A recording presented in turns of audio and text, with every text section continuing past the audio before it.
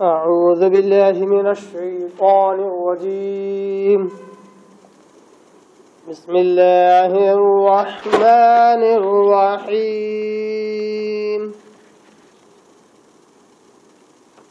إن الله يأمركم أن تؤدوا الأمانات إلى أهلها وَإِذَا حَكَمْتُمْ بَيْنَ النَّاسِ أَن تَحْكُمُوا بِالْعَدْلِ إِنَّ اللَّهَ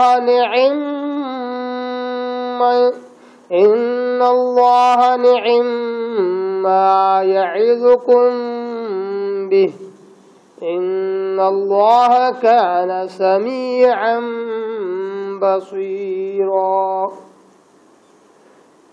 صدق الله العظيم نحمده ونصلي على رسوله الكريم أما بعد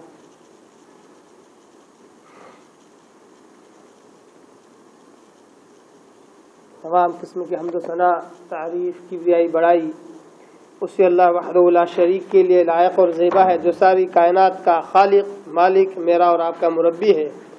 اسے اللہ کے لیے ساری تعریفیں ہیں جو غفور ہے غفار ہے کریم ہے ستار ہے. بعد اس کے آپ کے میرے آقا دو جہاں کے سردار الانبیاء پر کروڑا کروڑ انگنت بے شمار درود و سلام صلی اللہ علی محمد وآلہ وصحبہ وسلم. قابل احترام بزرگوں، عزیز دوستوں، نوجوان ساتھیوں، اللہ اور اس کے رسول سے محبت کرنے والے دیوانوں، قرآن مجید کی ایک آیت کی میں نے تلاوت کی ہے اور یہ آیت 5ویں پارے کی سورہ نساء سورہ نمبر 4 اس کے رکو نمبر 8 کی یہ آیت نمبر 58 ہے 58.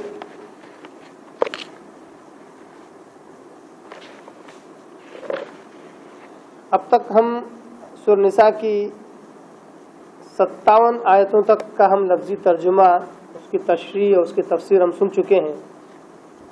اور جیسا کہ ہم دیکھتے آ رہے ہیں کہ رکو نمبر 8 میں اللہ تبارک و تعالی الگ الگ عناوین پر الگ الگ مضامین پر اللہ تبارک و تعالی کچھ نہ کچھ نصیحتیں کرتے آ رہا ہے. ابھی خصوص اس رکوع میں اللہ تبارک تعالیٰ نے اہل کتاب یہودیوں اور عیسائیوں کو اللہ نے نصیحت کی. اسی طرح آج ایک اور آیت ہے، یہ بھی بڑی زبردست بڑی جامع نصیحت سے پر ہے اور اس کے احکامات عام ہیں، ہر عام و خاص کے لیے ہیں، اہل کتاب کے لیے بھی ہیں، کفار کے لیے بھی ہیں اور اس امت کے لیے امت محمدیہ کے لیے بھی اس کے احکامات ہیں. آئیے سب سے پہلے اس آیت کا لفظی ترجمہ دیکھ لیتے ہیں، کیونکہ پچھلی آیت سے اس آیت کا کوئی خاص ربط کوئی تعلق نہیں ہے، اس لیے اسی آیت سے براہ راست ہم شروع کرتے ہیں بغیر کسی اعادے کے، بغیر کسی ریکیپ کے. سورہ نساء سورہ نمبر 4 آیت نمبر 58 اللہ تبارک تعالیٰ کہتا ہے ان اللہ یأمرکم، بے شک اللہ تبارک و تعالی تمہیں حکم کرتا ہے. ہمارا حکم کرنا، یأمرکم تمہیں حکم دیتا ہے. یہ آیت کا انداز بالکل ویسا ہی ہے جیسا جمعہ کے خطبے میں ہم عام طور پر خطبہ ثانی جو ہوتا ہے، دوسرا خطبہ جو چھوٹا رہتا ہے، اس میں ان اللہ یأمرکم بالعدل والاحسان وایتاء ذی القربى وینہی عن الفحشاء والمنکر والبغی یعظکم لعلکم تذکرون. اذکروا اللہ یذکرکم، یہ بات کے الفاظ ہیں. اذکر اللہ یذکرکم، یہ بات کے الفاظ ہیں. یہاں تک جو میں نے پہلے پڑھا تو قرآن کی آیت ہے، جو ایک جگہ اللہ تبارک تعالیٰ وہ آیت بیان کرتا ہے جو عام طور پر ہر خطیب خطبہ ثانی میں اس آیت کی تلاوت کرتا ہے کہ اللہ تبارک و تعالیٰ تمہیں حکم دیتا ہے ان اللہ یأمرکم بالعدل والاحسان، عدل کرنے کا، انصاف کرنے کا اور احسان کرنے کا۔ وہی انداز اس آیت میں بھی موجود ہے کہ ان اللہ یأمرکم، کہ اے ایمان والو، اے مسلمانوں، اے دنیا کے لوگوں، اللہ تبارک و تعالیٰ تمہیں حکم دیتا ہے ان تؤدوا الامانات الی اہلہا۔ کیا زبردست آیت ہے، کیا نپے تلے الفاظ ہیں اس کے، اللہ اکبر۔ ایک جملے میں جس میں 2 سے 4 الفاظ ہے، بس 2 سے 4 الفاظ، اور اتنی زبردست، اتنی جامع بات کہی گئی کہ جتنا زیادہ اس آیت کے اس پہلے ٹکڑے پہ غور کیا جائے اتنا زیادہ 7 طبق روشن ہو جاتے ہیں دل دماغ کے، اتنا زیادہ نصیحتیں ملتی ہیں۔ انداز دیکھیے، بے شک اللہ تبارک تعالیٰ تمہیں حکم کرتا ہے ان تؤدوا الامانات الی اہلہا، کہ تم لوٹا دو امانتوں کو ان کے اہل تک، ان کے اہل تک، اس کے حقدار تک۔ اللہ تبارک تعالیٰ تمہیں حکم کرتا ہے کہ تم ان کی امانتیں انہیں لوٹاؤ جو ان کے حقدار ہیں۔ اب آیت کا ظاہری ترجمہ، لفظی ترجمے سے جو بات معلوم ہوئی وہ یہ ہے کہ اللہ حکم کرتا ہے کہ جو اہل کار ہیں، جو حقدار ہیں، ان کو ان کی امانتیں دینا چاہیے۔ اگر کہا جائے کہ ابھی رات ہے تو ظاہر سی بات ہے دن نہیں ہے، تو اس آیت کا دوسرا مفہوم جو نکلتا ہے، اللہ حکم کرتا ہے کہ لوگوں امانتیں غیر اہل کو مت دو، ہے نا۔ دوسرا مطلب اس آیت کا یہ بھی نکلا کہ امانتیں غیر اہل کو، غیر اہلکار کو، غیر حقدار کو امانتیں مت دو، کیونکہ امانتیں حقدار کا حصہ ہے، حقدار کا حق ہے، اہل کار جو ہوتا ہے اس کا حق ہے، اسی کو دو، غیر اہل کو امانتیں مت دو۔ یہ ہے آیت کا پہلا ٹکڑا۔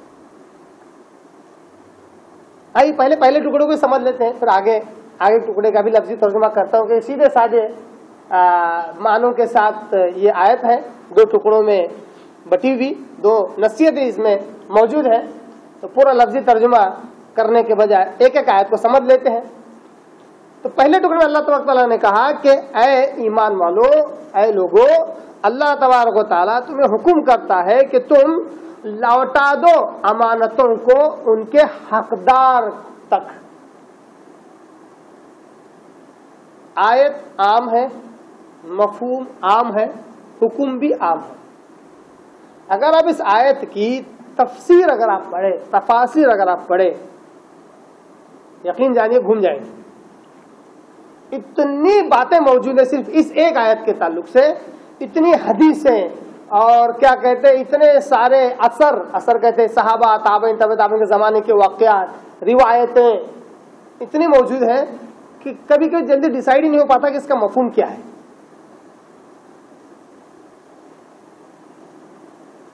یہ آیت عام ہے، حکم بھی عام ہے۔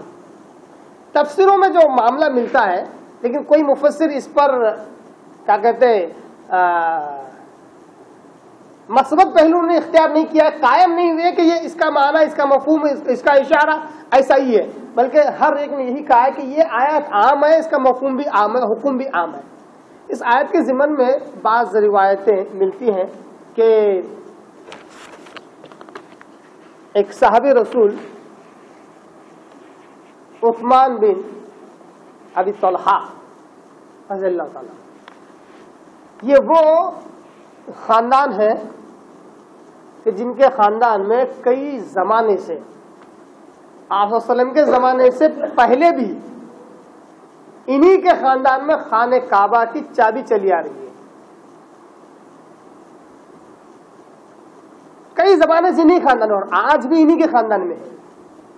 تو بہت ساری ایسی روایتیں، ایسی احادیث ملتی ہیں کہ اللہ تبارک تعالیٰ نے اس میں یہی حکم دیا ہے کہ عثمان بن ابی طلحہ جو ہے صحابی، ان سے یہ چابیوں کا گچھا مت چھینو، یہ انہی کے پاس رہنے دو، کیونکہ یہ اہلکار، یہ حقدار لوگ ہیں، انہی کو دو تاکہ یہ انہی کے اندر رہے۔ عام طور پر جب آپ حدیث کتابیں پڑھتے ہیں اور اس آیت کی جب آپ تفسیر پڑھتے ہیں تو آپ کو یہ بات معلوم ہوگی کہ جس طرح خانہ کعبہ کی چابیاں کنجی بردار یہ عثمان بن ابی طلحہ کا خاندان تھا، اسی طرح حضرت عباس رضی اللہ تعالیٰ عنہ کا خاندان یہ حاجیوں کی خدمت والا ہے، پانی پلانے والے، حاجیوں کی خدمت۔ آج بھی اگر آپ دیکھیں گے نا حضرت عباس رضی اللہ کے خاندان کے سے جو لوگ ہیں، وہاں کے جو شیوخ ہیں، وہ حاجیوں کی خدمت میں زیادہ تر آپ کو ملیں گے۔ یہ دو چیزیں ان کے خاندان میں دے دی گئی ہیں۔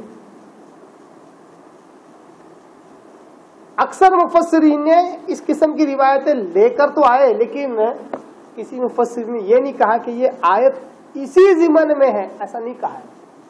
یہ آیت عام ہے، اس کا مفہوم بھی عام ہے، کیونکہ آپ صلی اللہ علیہ وسلم، کیونکہ جب میں اس کی تیاری کر رہا تھا تو مجھے ایک بھی حدیث ایسی نہیں ملی جو صحیح ہو سندن، ہو سکتا ہے میرے علم میں کمی ہو، ایک بھی ایسی حدیث نہیں ملی جو صحیح ہو سندن صحیح ہو جس سے یہ ثابت ہو کہ آپ صلی اللہ علیہ وسلم نے کبھی وہ چابیوں کا گچھا عثمان بن ابی طلحہ سے چھیننے کی کوشش کی ہو، ایسی ایک بھی حدیث نہیں ملتی ہے۔ البتہ آپ صلی اللہ علیہ وسلم نے مانگا تھا، صحیح بخاری صحیح مسلم وغیرہ کے الفاظ ہیں،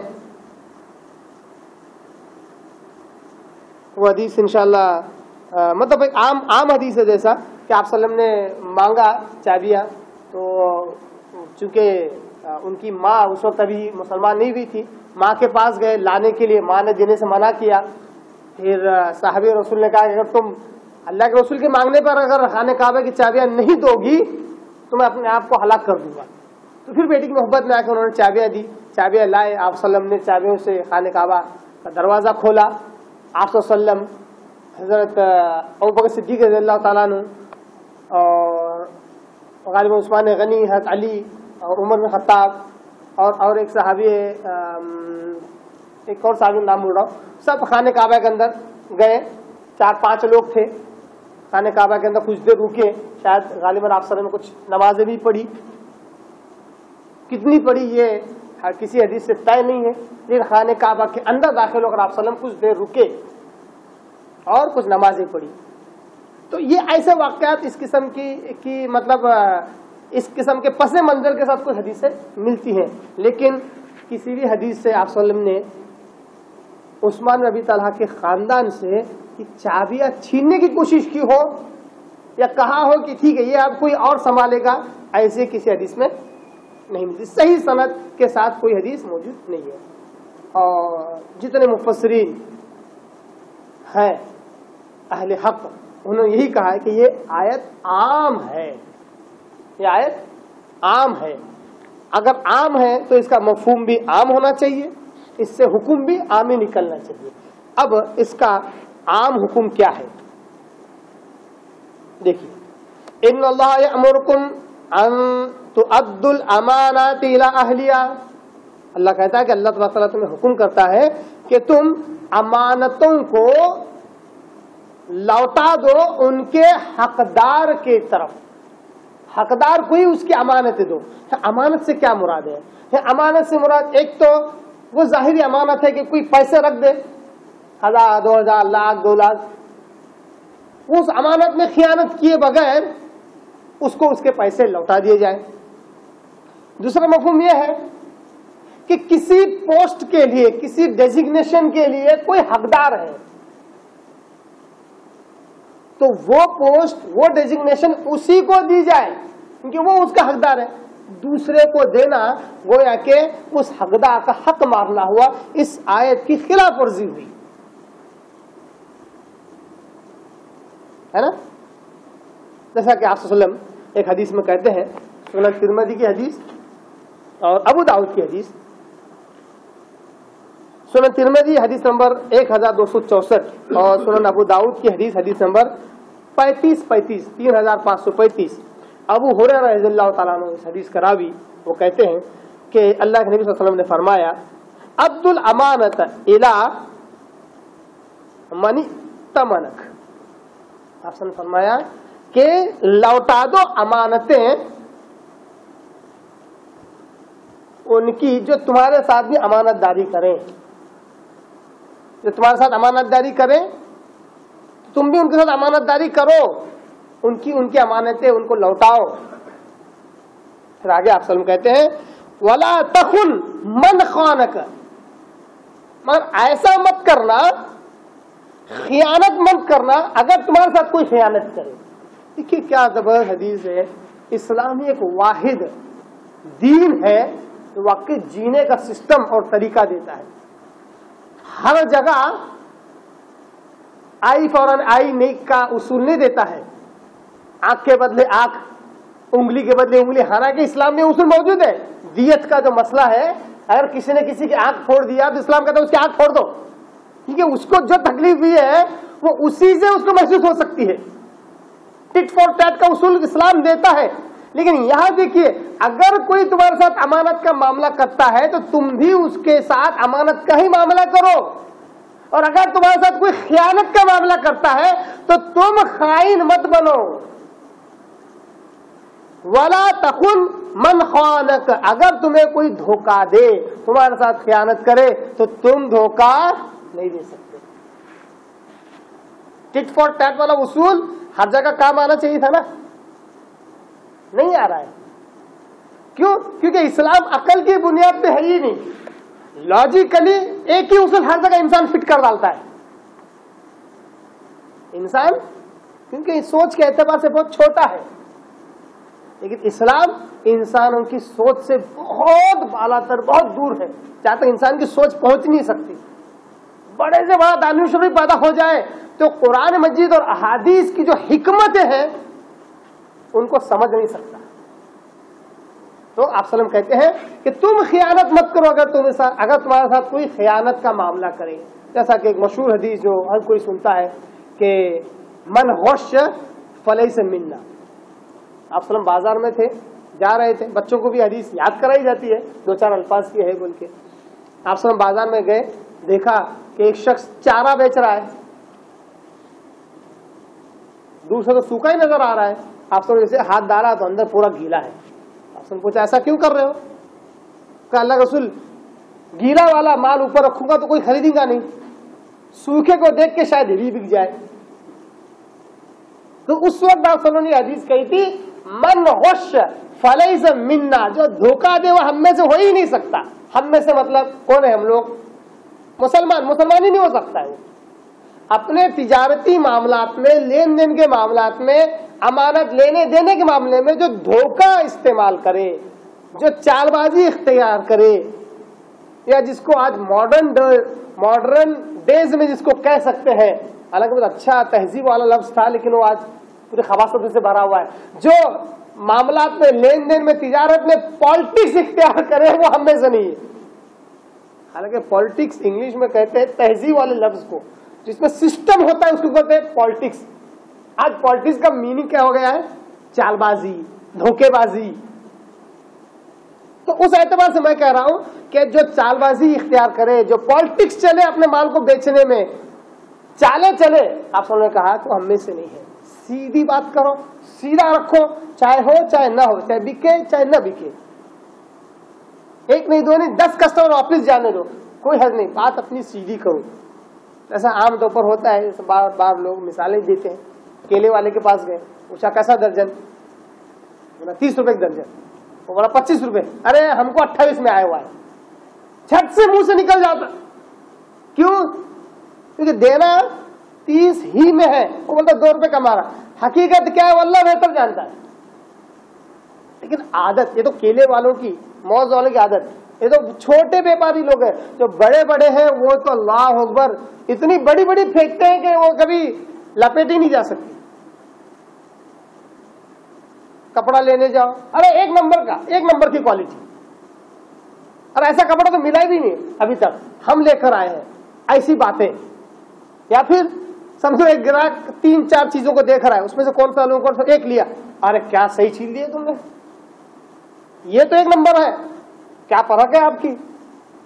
یہ جو ہے نا چال بازی کی ضرورت نہیں ہے. ٹھیک ہے واقعی اچھے لائے, اچھا لیا اس نے, واقعی اس کا سلیکشن اچھا ہے, کوئی حق نہیں بولنے میں, لیکن چال بازی جو اختیار کی جاتی ہے, دھوکہ جو اختیار کیا تھا, آپ صلی اللہ علیہ وسلم نے کہا من غش فلیس منا, جو دھوکہ اختیار کرے وہ ہم میں سے نہیں ہے. اسی مفہوم کی حدیث ہے کہ عبد الامانت الی من ائتمنک, تم امانتیں پوری دیا کرو, لوٹا دیا کرو ان لوگوں کی جو اس کے حقدار ہیں, اور ان لوگوں کے ساتھ کرو یہ معاملہ جو امانت دار ہیں بھی, کیونکہ جو امانت دار ہیں جنہوں نے امانتوں کو حقدار تک پہنچایا ہوا ہے تو وہ اب وہ خود حقدار بن گئے کہ ان کے ساتھ اچھا ہی معاملہ کیا جائے. ظاہر سی بات ہے نا, ایک آدمی ہر ایک کے ساتھ اچھا معاملہ کرتا ہے, حسن سلوک کا معاملہ کرتا ہے, تو وہ حقدار بن جاتا ہے کہ اس کے ساتھ بھی حسن سلوک کیا جائے. تو جو آدمی دوسروں کی امانتیں لوٹاتا آ رہا ہے تو اس کا حق بنتا ہے کہ اس کے ساتھ بھی ویسا ہی معاملہ کیا جائے, اس کی امانتیں لوٹائی جائے. لیکن آپ صلی اللہ علیہ وسلم اس کے ساتھ میں کہتے ہیں ولا تخن من خانک, مگر خیانت مت کرو, خیانت مت اختیار کرو اس کے ساتھ بھی جو تمہارے ساتھ خیانت کیا کرے. یعنی بدلے کا بدلہ مت لو, ارے اس نے تو اپنے دھوکہ دیا, آپ دیکھو اس کو اینٹ کا جواب پتھر سے دوں گا, یہ معاملہ مت اختیار کرو. تو حدیث سنن ترمذی اور ابو داؤد کی حدیث سے معلوم ہوا کہ امانتیں امانت دار تک پہنچانا چاہیے. امانت کہتے ہیں کسی چیز کا حق, وہ حق حقدار تک پہنچانا چاہیے, حقدار کو حق دینا چاہیے. یہ حق پیسوں کی شکل میں ہو سکتا ہے, یہ حق وقت کی شکل میں بھی ہو سکتا ہے. ایک لیکچرر ہے, اگر وہ اسٹوڈنٹ کا حق مار کر کسی کافی شاپ میں بیٹھے اور کافی پیتا رہے تو گویا کہ اس نے اسٹوڈنٹ کا حق مارا. کوئی شوہر ہے اپنی بیوی کا حق مار کر کہیں اور حق ادا کر رہا ہے, اگر وہ زنا ہے تو واقعی وہ تو گناہ ہی ہے. اس کے علاوہ دوسرے چھوٹے موٹے بھی کام کر رہے ہیں تو بیوی کا حق مارنا, بیوی کا حق مارنا ہے. بیوی کی جو امانت ہے اس کو ادا کرنا پڑے گا. تو اساتذہ ہو, چاہے شوہر ہو, چاہے وہ حاکم ہو, چاہے وہ دوست احباب ہو, دوست احباب کا بھی ایک دوسرے پر حق ہے. تو جس کا جو حق ہے وہ حق ادا کرنا چاہیے. اس میں چاہے انسان کو تکلیف ہو, تکلیف کو اٹھاتے ہوئے حق ادا کرنا چاہیے. دوسری بات, بڑی اہم بات بیان کر رہا ہوں, حقدار کو تو حق ادا کرنا ہی ہے, حقدار کا جو حق ہے وہ ادا کرنا ہی ہے. اس سے ایک بڑی زبردست بات جو معلوم ہوتی ہے وہ یہ کہ جب حقدار کو حق ملنا چاہیے تو معلوم ہوا کہ اگر کسی جگہ پر کسی پوسٹ کے لیے یا چند پوسٹ کے لیے اگر فارم بھرے جا رہے ہوں, ایک مثال سے سمجھانے کے لیے, چونکہ یہ جو انڈین جو بیک گراؤنڈ ہے ہندوستان کا, یہاں کا جو کنسٹیٹیوشن ہے اس کے حساب سے میں مثال دے رہا ہوں کہ کسی جگہ پر کسی پوسٹ کے لیے یا چند پوسٹ کے لیے اگر کچھ فارم نکلے ہوں تو اس فارم کے لیے, اس فارم کو بھرنے کے بعد, اس کے ایگزام دینے کے بعد انہی کو وہ پوسٹ دیے جائے جو اس کے حقدار ہیں, نہ کہ آرکشن کے تحت. غور کیجیے بات کو, نہ کہ آرکشن کے تحت, نہ کہ کیا کہتے ہیں اس کو ہندی میں, اس میں اردو میں ریزرویشن, انگلش میں ریزرویشن. ریزرویشن کے تحت کوئی کسی حقدار کا حق نکال کر کسی غیر حقدار کو دے دینا یہ مناسب اسلام میں نہیں ہے. ریزرویشن کر ڈالنا ہمارا 5%, 10%, یہ اسلام اس کی اجازت نہیں دیتا. ریزرویشن کے حق کے لیے دن رات محنت کرنا, مرنا, اسلام اس کی اجازت نہیں دیتا. اسلام یہ کہتا ہے کہ اگر تم اس کے اہل ہو, حقدار ہو, تو اس کو ضرور پا کر رہو, چاہے اس کے لیے جان بھی کیوں نہ گنوانی پڑے. حقدار نہیں ہو تو اس کو حاصل ہی مت کرو. کیا زبردست اسلام ہے, آپ غور کر سکتے ہیں. جیسا ایک حدیث مجھے یاد آ رہی ہے, صحیح بخاری صحیح مسلم کی حدیث, آپ صلی اللہ علیہ وسلم کہتے ہیں, مجھے یہ حدیث جب پڑھا تو بڑی خوشی ہوئی کہ سمجھ میں آ گیا واقعی یار اسلام میں بہت ہی اعلیٰ ہے. حدیث کیا ہے کہ آپ صلی اللہ علیہ وسلم نے کہا کہ اگر کوئی شخص اپنے گھر بار, اپنے فیملی کی حفاظت کرتے ہوئے اگر مارا جائے تو ایک طریقے کا شہید ہے. کیا کہا,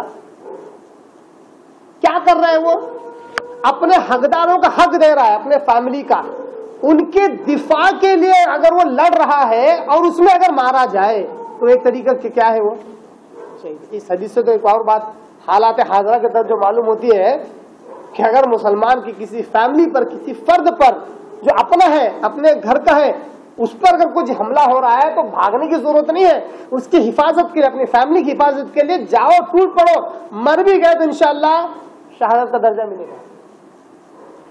تو اسلام اتنا زبردست ہے کہ آپ اپنے گھر والوں کی حفاظت کرتے ہوئے اگر مارے جائے تو شہید کا ایسا درجہ مل رہا ہے۔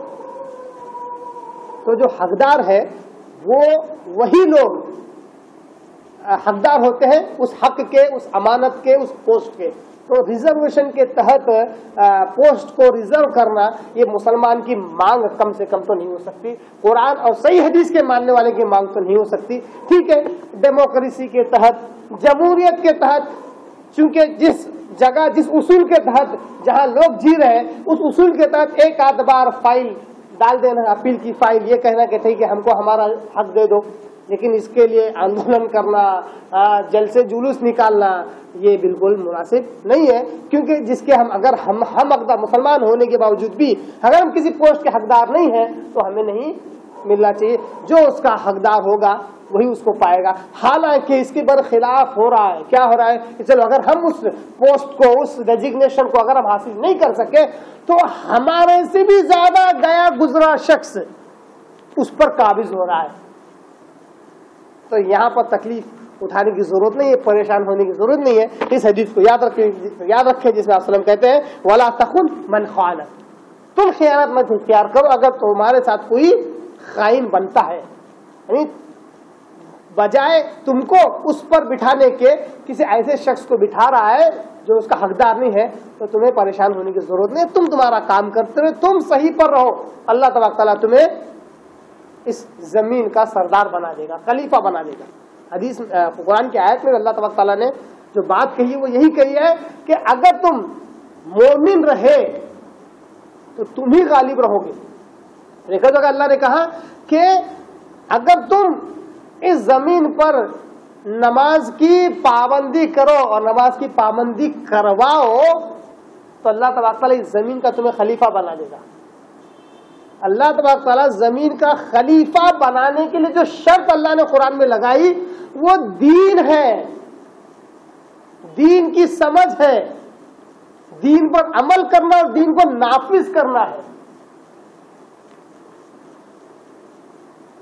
کیا کہا اللہ نے کہ اگر تم زمین پر نماز کو قائم کرو گے تو اللہ تبارک و تعالیٰ تمہیں اس زمین کا خلیفہ بنا دے گا۔ اور ایک اور جگہ اللہ نے کہا کہ صحابہ کے بعد یا آپ صلی اللہ علیہ وسلم کے زمانے سے پہلے کے بعد مومنین کا تذکرہ کر کے اللہ نے کہا ان کے بعد کچھ ایسے ناخلف لوگ پیدا ہوئے۔ دیکھیے خلیفہ اب اس کا ایک ضد آ رہا ہے، ایسے ناخلف لوگ پیدا ہو گئے جنہوں نے نمازوں کو ضائع کیا تو اللہ تبارک تعالیٰ نے ان کی حکومتیں چھین لی۔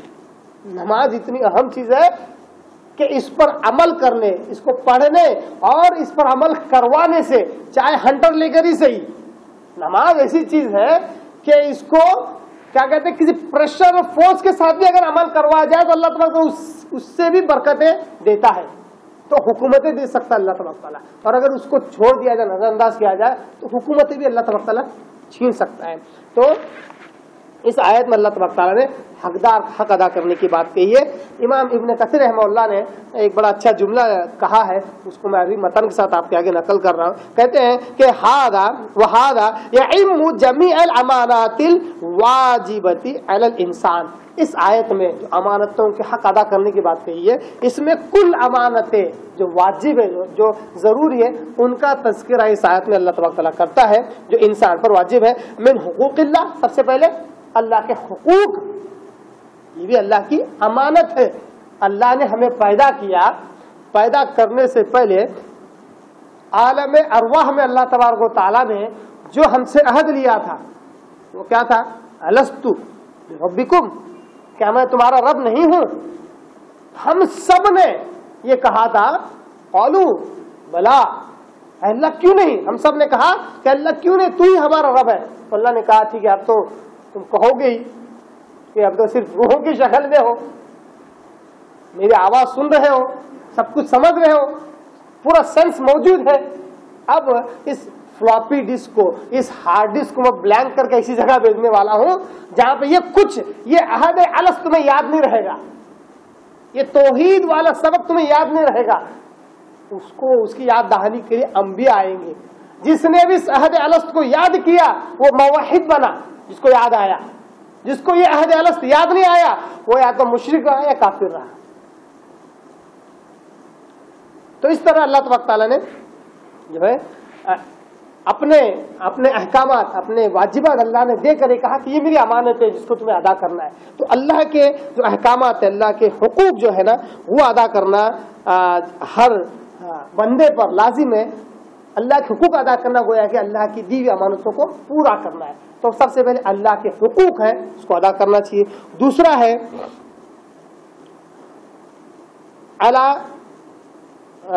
من حقوق اللہ, اور دوسرا من حقوق العباد, بندوں کے حقوق. بندوں کے بہت سارے حقوق ہیں جو انسان ادا کرے. رشتہ داری کے معاملات ہیں, لین دین کے معاملات ہیں, حسن معاشرت کے معاملات ہیں. اللہ کے حقوق ادا کرے, بندوں کے حقوق ہیں. اللہ کے حقوق میں میرا الصلوات, نماز ہے. والزکات, زکات ادا کرنا ہے اللہ کے حقوق میں سے. والکفارات, کفارہ ادا کرنا ہے. والنذر, نذر نیاز ہے. نذر نیاز یعنی کہ اللہ سے کہنا کہ اللہ میرا فلاں کام ہو جائے تو تیرے لیے 2 رکعت نماز پڑھوں گا. یہ جو نذر مانی جاتی ہے یہ عبادت میں شامل ہے. یہ عمل جو ہے یہ عبادت میں شامل ہے. اللہ کے ساتھ اگر کوئی معاملہ, کوئی نذر اگر ہم کریں تو اس کو پورا کرنا لازم ہے. اگر کوئی پورا کرتا ہے تو گویا کہ وہ اللہ کی عبادت کر رہا ہے. یہی وجہ ہے, یہی معاملہ کسی غیر کے ساتھ اگر ہو تو اس کو شرک کہتے ہیں. جیسا کہتے ہیں نا کہ بابا اگر اولاد ہوگی 5 جمعرات چلوں گی. کیوں اس کو شرک کہتے ہیں؟ کیونکہ یہی معاملہ اللہ کے ساتھ بھی ہے. اللہ کے ساتھ جب پورا کیا جاتا ہے تو عبادت میں شامل ہے. تو ظاہر سی بات ہے غیر کے ساتھ اگر ہوگا تو شرک ہی کہلائے گا, کفر ہی کہلائے گا. اسی طرح والصیام, روزے رکھنا, یہ بھی اللہ کے حقوق میں سے ہے. اور جو دوسرا حق ہے وہ بندوں کا ہے, جو آپسی معاملات کے, صلہ رحمی کے, لین دین کے, حسن معاشرت کے, یہ سارے بندوں کے معاملات ہیں. تو دونوں قسم کی امانتیں انسان کو ادا کرنا لازم ہے. اسی طرح ایک زبردست حدیث, بہت ہی پیاری حدیث جو صحیح مسلم کی ہے, ہمیں ملتی ہے, اور بہت سارے لوگوں نے اس کو بچپن سے سن رکھا ہے اس حدیث کو, لیکن اس کے مفہوم کو سمجھنے میں بہت ساری غلط فہمیاں عوام میں تو پائی ہی جاتی ہیں, بعض علماء میں بھی پائی جاتی ہے, عالموں میں بھی اس کے تعلق سے غلط فہمیاں پائی جاتی ہے. آئیے وہ حدیث بھی ہم دیکھ لیتے ہیں جو اسی آیت کے ضمن میں ہے, اسی آیت کی تشریح و تفسیر کے ضمن میں ہے. یہ حدیث صحیح مسلم کی ہے, حدیث نمبر 2582 2582. ابو ہریرہ رضی اللہ تعالیٰ عنہ اس حدیث کا راوی, وہ کہتے ہیں کہ ان رسول اللہ صلی اللہ علیہ وسلم قال, اللہ کے رسول نے فرمایا, لا تؤدون الحقوق الى اہلیہ یوم القیامہ. دعویٰ نظر آ رہا ہے آپ صلی اللہ علیہ وسلم کے الفاظ میں, دعویٰ کرے آپ صلی اللہ علیہ وسلم, یعنی پورے یقین کے ساتھ یہ بات کہہ رہے ہیں. کیا کہتے ہیں کہ لا تؤدون الحقوق الى اہلیہ یوم القیامہ, لوگوں یاد رکھو قیامت کے دن ہر حقدار کا حق لوٹا دیا جائے گا. مطلب تم بھلے دنیا میں نہ دے سکو, تب بھی ہر حقدار کا حق کل قیامت میں دلوایا جائے گا, اس کا حق اس کی طرف لوٹایا جائے گا. ہر حقدار کا حق. آپ صلی اللہ علیہ وسلم نے یہ کہتے ہوئے جو بات کہی جو صحیح مسلم کی حدیث میں ہے وہ ہے حتی یقاد للشاة الجلحائی من الشاة القرناء, یہاں تک کہ ایسی بکری جو सींग वाली थी, उसने दुनिया में बगैर सींग वाली बकरी को मारा था, तो अल्लाह तबारक ताला ये हक भी लौटाएगा कि बगैर सींग वाली बकरी को सींग देगा, और जिसको सींग थे उसके सींग निकाल दिए जाएंगे। उसी तरह ये बगैर सींग वाली बकरी, इसको सींग आ गए, वो उसको मारेगी। ये आप सल्लल्लाहु अलैहि वसल्लम ने कहा। हदीस समझ में आ गई? मशहूर है, हम सब ने सुना है। मैं तो समझता हूँ बचपन से हर एक ने इस बात को सुना होगा कि बगैर सींग वाली बकरी को सींग दिया जाएगा और सींग वाली बकरी को उसके सींग निकाल दिए जाएंगे, तो वो उसको मारेगी, ये उसका बदला होगा कल क़यामत में, हिसाब किताब इस तरह मुनसिफाना होने वाला है। सवाल ये है कि क्या सचमुच ऐसा होगा? क्या सचमुच दुनिया में, क्योंकि बकरियां जो चरवाहे हैं वो जानते हैं, अरब लोगों में ज्यादातर चरवाहे थे भी, बकरियां चराते थे, वो बड़े शौकीन भी होते हैं इसके। ऐसा नहीं कि वो कोई चरवाहा बोल के ऐसा कोई क्या बोलते हैं लो लेवल की पोस्ट नहीं समझते, एक खुशनसीबी समझते चरवाहा बनना, चरवाहे का ऊंट बकरियां चराना। तो अरब लोगों में आम बात थी। और कहा जाए तो मामला उल्टा था आज से 1450 साल पहले। जो जितना ज्यादा बदू किस्म का गांव खेड़े का होता था, बोलते थे क्या लखनवी स्टाइल है, अंदाज समझ रहे आप, तहजीब याफ्ता समझते थे। जो जितना ज्यादा शहरी होता था, कहते थे यार गए वो लोग हैं, गए गुजरे लोग हैं। आज मामला उल्टा हो गया है ना, शहरी वाले मतलब ज्यादा तहजीब याफ्ता और गांव खेड़े वाले मतलब अनपढ़ जाहिल, ऐसा नहीं था मामला। बहरहाल, तो बकरियां जो चरवाए वो जानते हैं कि बकरियां आपस में हर थोड़ी थोड़ी देर के बाद आपस में लड़ती हैं, सींग मारती हैं, हाँ, मस्ती भी करती हैं, एक दूसरे से खेलती भी हैं जैसा। तो ये जो मामला है, इसको देख के ऐसा लगता है कि शायद अगर कोई सींग वाली बकरी ने, सींग है इसका फायदा उठाते हुए, देखिए मिसाल का जबरदस्त है, सींग है इसका फायदा उठाते बगैर सींग वाली बकरी को अगर मारा है, तो बगैर सींग वाली बकरी को उसका हक अदा किया जाएगा, हक उसका मतलब दिया जाएगा, और बगैर सींग वाली बकरी को सींग देकर जो है उसका हक अदा करवाया जाएगा। तो क्या सचमुच बकरियों के साथ ऐसा मामला होगा? अगर बकरियों के साथ होगा तो जाहिर सी बात है हर सींग वाले जानवर के साथ होगा, है ना, 12 सींगे के साथ भी होगा, बैल के साथ भी होगा। इसी तरह सींग का ही मामले को जब मामला बदले का ही है, तो बगैर सींग वाले जानवरों के साथ भी ये मामला होगा। यहाँ तक कि परिंदों के साथ भी ये मामला होगा। हो सकता है एक दाना गिरा हो, 2 परिंदे आए और एक परिंदा आसानी से किसी दाने को खा ले, जबकि उस हक किसी और का था उस पर, तो शायद जाहिर सी बात है शायद ये भी हिसाब किताब हो। हकीकत ये है कि ऐसा कुछ नहीं है। याद रखिए, गौर कीजिए, अहलुस सुन्ना वल जमाअह के उसूलों को याद रखिए। अहलुस सुन्ना वल जमाअह के उसूल क्या है जो कुरान हदीस से निकलते हैं? वो ये है कि हिसाब किताब उन्हीं का होगा जो शरीयत के मुकल्लफ हैं। ये उसूल है। उसूल क्या है? हिसाब किताब उन्हीं का होगा जो शरीयत के मुकल्लफ है। यानी आज इस दुनिया में रहते हुए जिन लोगों पर शरीयत नाफिज है, जो लोग शरीयत के मुकल्लफ है, शरीयत पर अमल करने पर सवाब और नहीं करने पर सजा के जो हकदार है, या जिन पर यह आयत किया गया है, उन्हीं का हिसाब किताब होने वाला है। तो जाहिर सी बात है जानवरों का हिसाब किताब, चरिंद परिंद का हिसाब किताब नहीं होगा, क्योंकि आज उन पर न नमाज है न रोजे हैं।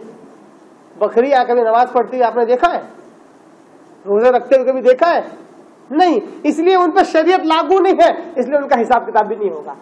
कयामत जब बर्पा होगी तो ये सब तहस नहस और बर्बाद हो जाएगी। ईंट पत्थर पहाड़ और क्या कहते चरिंद परिंद की तरह हर मखलूक जो है तबाह बर्बाद हो जाएगी। जिन्हें उठाया जाएगा दोबारा ये जिन और इंस हैं। सिर्फ और सिर्फ ये 2 ही मखलूकात हैं जो शरीयत के मुकल्लफ हैं, जिनके ऊपर शरीयत लागू है, एक इंसान और दूसरा जिन। इन्हें दोबारा जिंदगी दी जाएगी, इनका हिसाब किताब होगा। तो हदीस का मफहूम वाज़ह हो गया कि ये जो बात आप सल्लल्लाहु अलैहि वसल्लम में कही गई है, ये एक मिसाल है, एक तमसील है। ऐसी बहुत सारी मिसालें आप सल्लल्लाहु अलैहि वसल्लम ने हदीस में दी है। तो यहाँ पर सिर्फ एक तमसील है, समझाने के लिए कि देखो सींग होने का फायदा मत उठाओ, अपने रुतबे का फायदा मत उठाओ, अपने पैसे का क्या फायदा मत उठाओ, अपने अमीर होने का फायदा मत उठाओ। तुम पैसे वाले हैं तो जिसके पास पैसा नहीं है تو اس پر ظلم مت کرو. تمہارے پاس گھر بڑا ہے تو بازو کا 20 بائی 30 کا چھوٹا سا ٹینوں والا گھر ہے, اس کے پاس نہ پیسہ ہے نہ پانی ہے, تو اپنے گھر کو اس کے گھر کے ساتھ مت ملا لو, یہ ظلم ہے. آج اس کے پاس کچھ نہیں ہے, اس کا مطلب یہ نہیں ہے کہ اس پر ظلم کیا جائے. تو گویا کہ جو چیز تمہارے پاس ہے وہ تمہارے سینگ نہیں ہے, اگر ان کو سینگ سمجھ کر فائدہ اٹھاؤ گے تو کل قیامت اللہ تبارک وہی سینگ انہیں دے گا, اس کا بدلہ لیا جائے گا. سینگ سے مراد وہی قوت وہی طاقت مظلوم کو دی جائے گی اور اس کا بدلہ دیا جائے گا. جیسا کہ حدیث میں جو الفاظ آتے ہیں, بہت مشہور حدیث ہے, بارہا سنتے ہیں آپ, کہ آپ صلی اللہ علیہ وسلم نے کہا کہ لوگوں پتا ہے کون مفلس ہوتا ہے, تمہاری نگاہ مفلس کون ہے؟ صحابہ نے کیا کہا؟ دنیاوی اعتبار سے ظاہری اعتبار سے کہا کہ مفلس وہ ہے جو درہم اور دینار سے کنگال ہو, تنگ دست, تو اس کے پاس پیسہ پانی نہ ہو, وہ مفلس ہے. آپ نے کہا کہ ٹھیک ہے دنیا اعتبار سے ٹھیک ہے, لیکن اخروی اعتبار سے آخرت کے اعتبار سے مفلس وہ ہے جو نیکیاں تو سب کچھ لے کر جائے گا, ایسا نہیں کہ وہ گنہگار رہے گا, نیکیاں تو لے کر جائے گا, خوب ڈھیروں نیکیاں لے کر جائے گا, مگر کسی پر ظلم کیا ہوگا, کسی کا حق مارا ہوگا, تو جس پر ظلم کیا, جس کا حق مارا, تو اس کی نیکیاں انہیں لوٹائی جائیں گی, انہیں دی جائیں گی, یہ ہے ان کا حق. ظلم ہوا تھا نا, تو اس نے جو نیکیاں کی ہیں وہ نیکیاں ان مظلوموں کو دی جائیں گی, اور اگر اس کی نیکیاں ختم ہو جائیں پھر بھی مانگنے والے رہ جائیں. میرے کو یہ بات کا والا جملہ بڑا پسند آتا, بات کا جو حصہ ہے بڑا پسند آتا. ایسا لگتا کہ کبھی کہ وہ ٹکڑے کو سننے کے بعد 10 لوگ میرے پہ ظلم کرنا, اچھی بات نہیں ہے لیکن بتا رہا ہوں, لیکن بات کا جو حصہ ہے وہ یہ ہے کہ اگر حقدار پھر بچ جائے اور اس کی نیکیاں ختم ہو جائے تو حقدار یا مظلوموں کے گناہ اس کے اوپر لاتے جائیں گے. گناہ جو کم ہو رہے ہیں, کیونکہ ظاہر سی بات ہے انسان بشریت کے تقاضے کے تحت گناہ تو ہوتے ہیں, ہو سکتے ہیں, ہوتے رہتے ہیں, اس کی پامالی یا اس کا کیا کہتے ہیں جو اختتام ہے اس کو ختم کرنا ہے, توبہ استغفار ہے, لیکن پھر بھی اگر رہ جائے کل قیامت میں کیا کچھ ہونے والا ہے ہم غور نہیں کر سکتے. اللہ کہاں ہماری کیسے پکڑ کرے گا اس کا اندازہ ہمیں نہیں ہے, سوائے ڈر اور خوف کے ہمارے پاس کوئی چارہ نہیں ہے, ڈرنا ہی ہے. تو ایسے وقت اگر یہ آپشن مل جائے کہ ہمارے گناہ کسی کے اوپر لاد دیے جائے تو کتنا زمان ہلکے ہو جائیں گے, ہے نا. تو بہرحال اس میں اس حدیث سے جو معلوم ہو رہا ہے کہ حقدار کا وہاں پر حق ادا کیا جا رہا ہے, اور جو اس کے پاس قوت و طاقت ہے نیکیوں کی وہ کسی اور کو دی جا رہی ہے, اور دوسروں کے گناہ بھی اس کے اوپر لادے جا رہے ہیں. یہ انصاف والا معاملہ ہے. تو اس حدیث سے جو اس میں آپ صلی اللہ علیہ وسلم نے بکری کا ذکر کیا, ایک صرف تمثیل ہے, صرف مثال ہے سمجھانے کی حد تک. تو آئیے ہمارا جو پہلا پارٹ تھا, پہلا جو ٹکڑا تھا اس آیت کا, آیت نمبر 58 کا, کہ ان اللہ یامرکم ان تؤدوا الامانات الی اہلیہا, کہ اللہ تبارک وتعالی تمہیں حکم دیتا ہے کہ تم لوٹاؤ امانتیں ان کے حقدار تک. اس کا مفہوم, اس کا ترجمہ, اس کی تشریح میں نے آپ کے آگے قرآن احادیث کی روشنی میں رکھا. اس کے دوسرے ٹکڑے کی طرف بڑھتے ہیں. اس میں اللہ کہتا ہے وَإِذَا حَكَمْتُمْ بَيْنَ النَّاسِ أَن تَحْكُمُوا بِالْعَدْلِ. دوسری نصیحت اللہ تبارک تعالیٰ کی, اللہ کہتا ہے کہ لوگوں اذا حکمتم بین الناس, جب تم لوگوں کے درمیان فیصلہ کرو, عدل کرو, تو کیا کرو, ان تحکموا بالعدل. عدل کے معنی فیصلے کی ہے, انصاف کے ہے. جب لوگوں کے درمیان فیصلہ کرو تو انصاف کا معاملہ کرو, انصاف کے ساتھ فیصلہ کرو.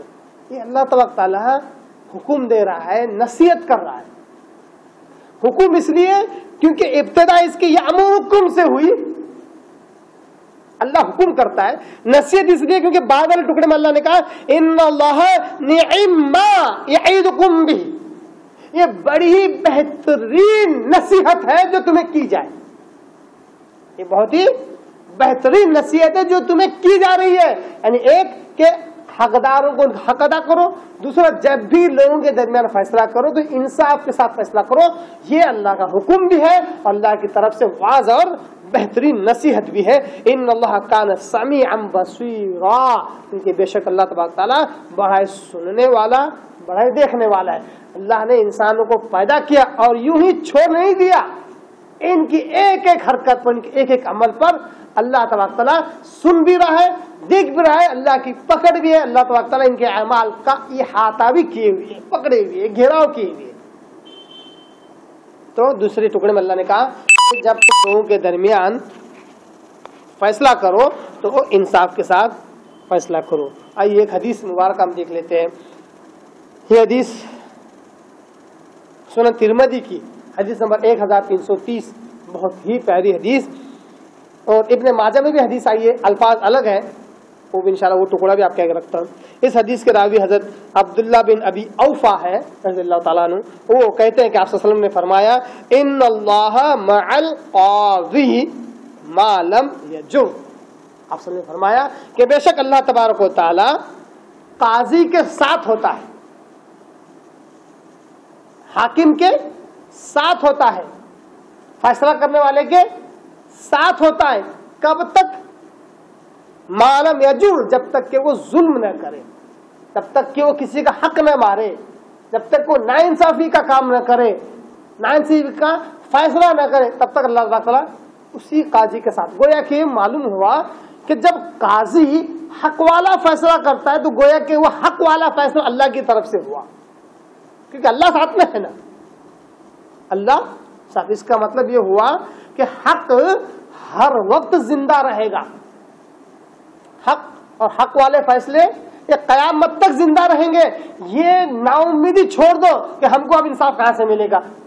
پوری دنیا ظلم سے بھری ہوئی ہے، ہر جگہ مسلمانوں کو مارا جا رہا ہے، کاٹ رہا ہے، ہم کو کہاں سے حق ملے گا؟ نہیں، اللہ تعالیٰ ناحق اور ظلم کے خلاف بھی ایسے لوگوں کو کھڑا کرے گا جو بھلے اپنے نہ ہو لیکن اس کے خلاف آواز اٹھائیں گے. جیسا کہ اللہ تعالیٰ قرآن مجید میں کہتا ہے کہ اگر اللہ تبارک تعالیٰ اس دنیا میں ایک فتنے کے خلاف اگر کسی اور چیز کو نہ کھڑا کرتا، ایک طاقت کے خلاف کسی اور طاقت کو کھڑا نہ کرتا، تو یہ تو اس دنیا میں فتنہ اور فساد مچ جاتا. گویا کہ اللہ کا اصول ہے. اب دیکھ سکتے ہیں اس طرح حالات حاضرہ ہے کہ بہت زیادہ مسلمانوں پر ظلم ہو رہا ہے، کسی نہ کسی بہانے سے مارا جا رہا ہے، کیا یہاں تک کہ موت کے گھاٹ اتار دیا جا رہا ہے. اس کے خلاف کون لوگ کھڑے ہو رہے ہیں؟ مسلمان تو ہو ہی رہے ہیں، مسلمان تو اپنا دھرنا دے رہے ہیں، احتجاج کر رہے ہیں، غیر مسلم بھی کھڑے ہو رہے ہیں. یہاں تک کہ آپ کو حالات حاضرہ کے جو ریسنٹ معلوم ہے کہ اسمبلی وغیرہ میں بھی باقاعدہ اس کے اوپر بڑی بڑی اسپیچ ہو گئی. کوئی آدھا گھنٹہ بول رہا ہے، کوئی 1 گھنٹہ بول رہا ہے، کوئی 15 منٹ بول رہا ہے کہ کیا کس طرح بھیجا کسی کا خون نہ بہایا جائے. اور اللہ تبارک تعالیٰ کسی نہ کسی کو کھڑا کرتا ہے تاکہ ظلم نہ بڑھے. کیوں؟ کیونکہ حق ہمیشہ غالب رہے گا، حق ہمیشہ، حق والا فیصلہ، انصاف ہمیشہ قائم رہے گا. کب تک؟ یہ چلتا ہی رہے گا. کب تک؟ جب تک کہ دجال نہیں آ جاتا. دجال آنے کے بعد یہ دنیا، یہ پوری زمین ظلم، جور، ستم سے بھر جائے گی. کہیں کوئی جگہ ہی نہیں رہے گی جہاں انصاف ہوگا. وہ ایک وقت آنے والا ہے، اس وقت تک یہ ملا جلا معاملہ رہے گا، ظلم انصاف، ظلم انصاف. لیکن پھر بھی انصاف کہیں ضائع نہیں ہوگا، انصاف ہر بار نکل کر سامنے آئے گا انشاءاللہ. تو حدیث سے معلوم ہے کہ آپ صلی اللہ علیہ وسلم نے کہا کہ اللہ تبارک تعالیٰ ہر وقت قاضی کے ساتھ ہوتا ہے، حاکم کے ساتھ ہوتا ہے، جب تک کہ وہ ظلم نہ کرے. اس کے بعد کا جو ٹکڑا ہے بڑا پیارا ہے. آپ صلی اللہ علیہ وسلم کہتے ہیں فَإِذَا جَارَ تَخَلَّ عَنْهُ، جب وہ ظلم کرتا ہے تو اس کو اسی کے حوالے کر دیا جاتا ہے. وَلَزِمَهُ الشَّيْطَانُ، کیا ہے اس کا ٹکڑا؟ پھر اس پر ایک شیطان چمٹ جاتا ہے. دیکھیے غور کرنے کی بات ہے، جب ظلم ہو رہا ہے، جب انسان ظلم کر رہا ہے، کسی کا حق مار رہا ہے، تو اللہ تبارک تعالیٰ اس پر ایک شیطان مسلط کر دے رہا، اس کے ساتھ ایک شیطان لگ گیا. اب وہ کبھی اس کو صحیح رائے نہیں دے گا. معلوم ہوا کہ شیطان کو بلانا، اس کو اپنے ساتھ رکھنا، اس میں غلطی شیطان کی نہیں ہے. اس میں غلطی کس کی ہے؟ انسان کے پہلا قدم اسی نے اٹھایا ظلم کی طرف، ناانصافی کی طرف، تب جا کے اس کے اوپر ایک شیطان مسلط ہوا، تب جا کے شیطان کو گمراہ کرنے لگا. شیطان کو بیجا بدنام نہ کرو کہ وہ گمراہ کرتا، وہ گمراہ بعد میں کرتا، پہلے ہم ہوتے، پہلے ہم گمراہی کا راستہ اختیار کرتے، بعد میں شیطان ہمیں اس میں بڑھاوا دیتا. جیسا کہ حدیث کا ٹکڑا ہے، وہ لزمہ الشیطان، شیطان اس سچ مر جاتا ہے. اسی طرح سنن ابن ماجہ کے جو الفاظ ہیں حدیث نمبر 2312 میں، وہ ہے کہ فَإِذَا جَارَ وَكَلَهُ إِلَى نَفْسِهِ، کہ جب وہ قاضی، وہ حاکم ظلم کرتا ہے کسی کا حق مارتا ہے تو اللہ تبارک تعالیٰ اس کو اس کے خود کے حوالے کر دیتا ہے. یعنی اب تک اللہ تبارک تعالیٰ اس کے ساتھ تھا, اللہ تبارک تعالیٰ اس کو گائیڈ کر رہا تھا, ہدایت دے رہا تھا, رہنمائی کر رہا تھا. اب اللہ کہتا جا تو تیرے دماغ سے جو سوچے گا تو ویسا ہی کر. تو ظاہر سی بات ہے جب انسان خود کے حوالے کر دیا جائے تو یقین جانیے اللہ نے کہا کہ بے شک انسان جاہل پیدا ہوا ہے, جاہل ہے یہ, فطری جاہل ہے یہ. فطری کیا ہے یہ؟ جاہل ہے. صرف قرآن حدیث کا رہنمائی ہے بلکہ سیدھا رہتا, ورنہ حقیقت نہیں جاہل ہے. جب خود کے نفس پر چھوڑ دیا جاتا ہے تو جہالت ہی دکھائے گا, ظلم اور جور ہی کرے گا. اللہ تبارک تعالیٰ اپنی طرف سے جو غیبی امداد ہوتی ہے اس کو اٹھا لیتا ہے. اس حدیث سے ایک بات یہ بھی معلوم ہوتی ہے کہ انصاف پر اگر رہیں, انصاف کرتے رہیں, حقداروں حق ادا کرتے رہیں گے تو اللہ تبارک تعالیٰ کی غیبی مدد بھی ہوتی رہتی ہے. ایسی ایسی چیزیں کھل کر سامنے آتی ہیں, ایسے ایسے منصفانہ فیصلے ہمارے منہ سے نکل جاتے ہیں جس کا ہم تصور نہیں کر سکتے. اور ایسا الحمدللہ صحابہ کے دور میں ہوا ہے. ایسا لگتا ہے کہ وہ ایسے فیصلے کرنے کے لائق نہیں تھے, مگر قرآن اور احادیث کی برکت سے اور ان کے منصفانہ رویہ اختیار کرنے کی وجہ سے صحابہ نے ایسے ایسے دمدار فیصلے کیے کہ ایسا لگتا ہے کوئی انسان اتنا اچھا سوچ نہیں سکتا. اللہ کی طرف سے غیبی امداد تھی. آئیے اسی طرح ایک اور حدیث ہم سنن ابو داؤد کی حدیث رکھ کر اپنی بات ختم کریں گے. سنن ابو داؤد کی حدیث نمبر 4728. یہ اس آیت کے ضمن میں ہے, اس آیت کی تفسیر میں اس لیے اس کو رکھ رہا ہوں. اس میں اللہ کی صفات کا تذکرہ ہے, اللہ کی صفات کا. حدیث کیا ہے؟ ابو ہریرہ رضی اللہ عنہ اس حدیث کا راوی, وہ کہتے ہیں کہ یقرؤ ھذی الآیہ. ابو ہریرہ رضی اللہ عنہ سے جو حدیث روایت کر رہے ہیں وہ کہتے ہیں کہ ابو ہریرہ رضی اللہ تعالیٰ عنہ نے اس آیت کی تلاوت کی. ان اللہ یأمرکم ان تؤدوا الامانات الی اہلیہا. اس آیت کو پڑھا, آیت نمبر 58 سورۃ النساء کی. اور پڑھنے کے بعد ابو ہریرہ رضی اللہ عنہ کہتے ہیں کہ آپ صلی اللہ علیہ وسلم نے, وہ کہتے ہیں کہ رأیت رسول اللہ صلی اللہ علیہ وسلم یدعو ابہامہ علی اذنہ والتی تلیہا علی عینہ. آپ صلی اللہ علیہ وسلم نے جب اس آیت کی تلاوت کی اور یہ کہا ان اللہ کان سمیعا بصیرا, کہ بے شک اللہ تبارک تعالیٰ سننے والا اور دیکھنے والا ہے, تو آپ صلی اللہ علیہ وسلم نے اس طرح کر کے بتلایا کہ اپنے انگوٹھے کو اپنے داہنے کان میں رکھا اور اس کے نزدیک کی جو انگلی ہے, شہادت کی انگلی, اس سے اپنے داہنی آنکھ کو بند کیا اور کہا کہ بے شک اللہ تعالیٰ سننے والا اور دیکھنے والا ہے. ایسا کر کے بتلایا. اور ابو ہریرہ نے بھی یہ کام کیا جب اس آیت کی تلاوت کی, انہوں نے بھی ایسا اور ایسا کر کے بتلایا. اس کے بعد ابن یونس ایک اور راوی ہے, وہ کہتے ہیں کہ مقری نے جب مجھے حدیث بیان کی تو انہوں نے بھی اس حدیث کو پڑھتے ہوئے ایسا ہی کر کے بتلایا. میں یہاں پر کہہ رہا ہوں کہ دین کی بڑی بڑی پیچیدہ باتیں تو چھوڑو, اتنی چھوٹی معاملی اس کو ہم نظر انداز کر سکتے ہیں, یہ بھی صحابہ نے ہم تک عمل کر کے پہنچایا ہوا ہے. تو حدیث کتابوں پر شک و شبہ کیسا؟ اس کے علاوہ بڑی زبردست بات جو میں کہنے جا رہا ہوں, امام ابو داؤد رحمہ اللہ, چونکہ حدیث صحیح اپنی سنن ابو داؤد کی ہے, امام ابو داؤد رحمہ اللہ سے آگے کہتے ہیں کہ وَهَذَا رَدُّ عَلَى الْجَهْمِيَّةِ. یہ جو آیت ہے ان اللہ کان سمیعا بصیرا, بے شک اللہ تبارک تعالیٰ سننے والا جاننے والا ہے, یہ جو ٹکڑا یہ جہمیہ کے رد میں ہے. جہمیہ ایک گمراہ فرقہ تھا جس نے اللہ کی صفات کا انکار کیا. اللہ سننے والا ہے, اللہ دیکھنے والا ہے, اللہ کہاں سے سنے گا, اللہ کان ہے کیا, اللہ کی آنکھیں ہیں کیا, ایسے سوالات کرتے تھے. وہ پوچھتے تھے کیسا سنتا, کیا ہے اس کے پاس, استغفر اللہ. یہ کون ہے؟ جہمیہ. اہل السنہ والجماع نہیں. اہل السنہ والجماع کیا کہتی ہے؟ اللہ کی صفات ویسی ہی ہے جیسی کہ اللہ نے بیان کیا, جیسے کہ رسول نے بیان کیا.